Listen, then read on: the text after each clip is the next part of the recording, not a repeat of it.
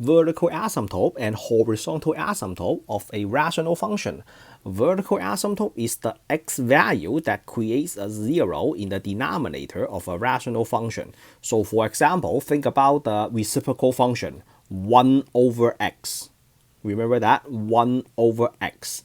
So for the function 1 over x, when x is equals to 0, 1 over 0 is undefined. So therefore, x equals to 0 is a horizontal asymptote.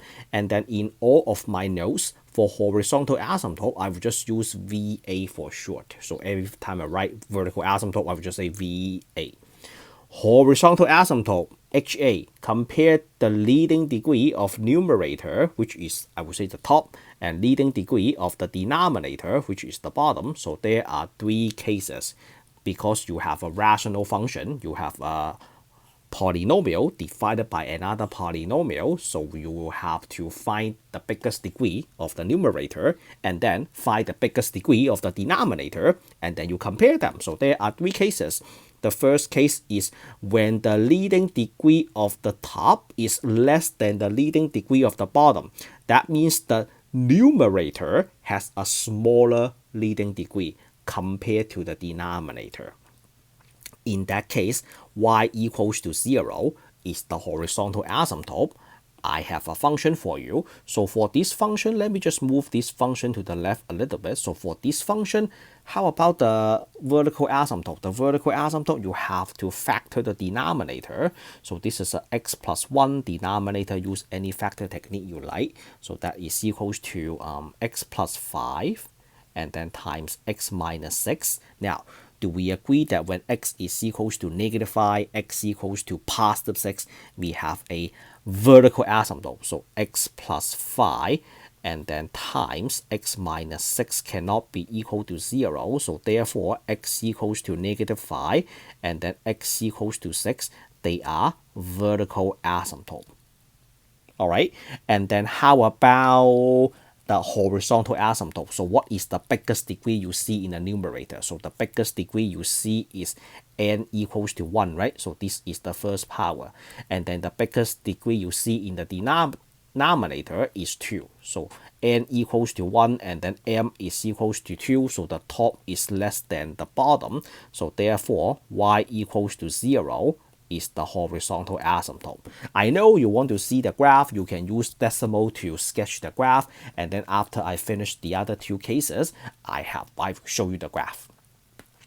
Case 2 is when the leading degree of the numerator is equal to the leading degree of the denominator, then the horizontal asymptote is y equals to the leading coefficient of the numerator divided by leading coefficient of the denominator, which is the case right over here. So for this case, I will factor the function first. So that is equals to, this is x minus, I use the same denominator, so x plus 5 and then x minus 6. The numerator, forget about it, you don't need to factor that. So this one, I know that x plus 5 times x minus 6 cannot be equal to 0. So x equals to negative 5, x equals to positive 6. They are my vertical asymptote. I have a graph to show you after we finish this. And then how about the horizontal asymptote? So the horizontal asymptote is the leading degree of the numerator is equals to 2, so which is n is equals to 2, and then the leading degree of the denominator is equals to 3, and then this time they are equal. Why do I say a 3? Leading degree of the denominator is equals to 2. I am talking about these two, and then these two, the leading degree. And then what is the horizontal asymptote? The horizontal asymptote is y equals to leading coefficient of the top. What is the leading coefficient? The leading coefficient of the top is 3. The leading coefficient of the bottom is 1. So we have a 3 divided by 1, which is equals to 3, which is y equals to 3 is my horizontal asymptote. And then the last case is when the leading degree of the top is greater than leading degree of the bottom. So this is a second degree, this is a first degree. So this function has no horizontal asymptote. So this function has no horizontal asymptote because the leading degree of the top is equals to 2, the bottom is equals to 1, 2 is greater than 1, then there is no horizontal asymptote. And then regarding the vertical, you have the denominator cannot be equals to 0. So when x is equals to 2, there is a vertical asymptote. All right, time to look at the graph. In case you did not copy anything down, so here is the function and the conclusion we got. So the first function, we have that vertical asymptote is x equals to -5 and positive 6. So we have two green dashed line, one at -5 and then one at positive 6, and then y is equals to 0, right? That is my horizontal asymptote, which is the dotted line right over here. And then how do we explain the behavior? So for the horizontal asymptote, when x goes to 0, when x approaches to positive infinity. So in mathematics, you have to get used to this. So this symbol means approach. When you see this symbol, that means approach. So as x approaches to positive infinity, what do I mean by that? That means you have to look at the right hand side. When x becomes extremely big, right? Look at this graph. When x becomes really big, do we agree that this graph is getting closer and closer to y equals to 0, right? And then when x goes to negative infinity, which is the left hand side right over here, so as x becomes very large, the curve is approaching to 0. In pre-calculus, they won't ask too much about this. When you reach to calculus 1, then you will have to do this a lot. And then I'd have to tell you one more thing.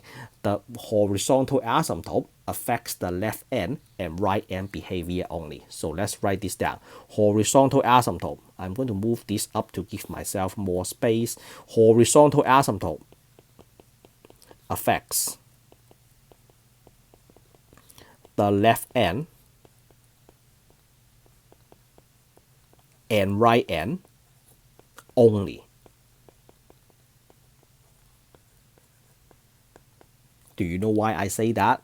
Take a look at this. Do we agree that that curve just go across the horizontal asymptote? Is that okay? Of course that is okay, because for horizontal asymptote, you have to look at the left end and the right end. What is in the middle right here? I don't really care. So that means in the middle, the curve can go across the horizontal asymptote. Okay, the next one, the blue one, you have two vertical asymptotes, one at -5, one at positive 6. So -5, positive 6. The horizontal asymptote, I think I make a little mistake right here, because 3 divided by 1, how can that be equals to 2, right? So let's fix that right now. That is equals to 3. So y equals to 3 is my horizontal asymptote. I have to correct that as well. So this is y equals to 3. And then remember, the horizontal asymptote affects the left end and the right end behaviors only. So how do we describe the behavior? So here is how, as x approaches to positive infinity, which is right over here, y is getting closer and closer to positive 3. As x approaches to negative infinity, right over there, so as x approaches to negative infinity, y approaches to positive 3. The positive 3 is the horizontal asymptote. And then the last case, x equals to 2 is the vertical asymptote. And then I said that there is no horizontal asymptote. So in this case, when the leading degree of the top is greater than the bottom, you do not have a horizontal asymptote, but you get a slant asymptote.